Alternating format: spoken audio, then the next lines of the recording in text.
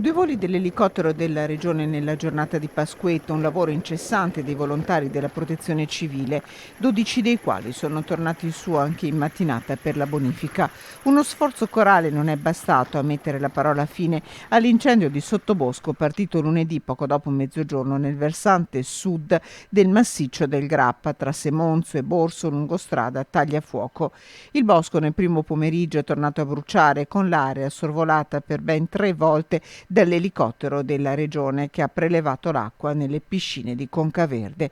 A riattivare l'incendio, ha spiegato il sindaco Flavio Dell'Agnol, potrebbero essere stati alcuni focolai con il sottobosco a fare da camino naturale.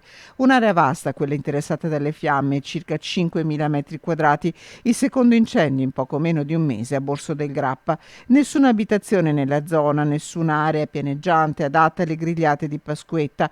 A causarlo una disattenzione, si spera, oppure il dolo.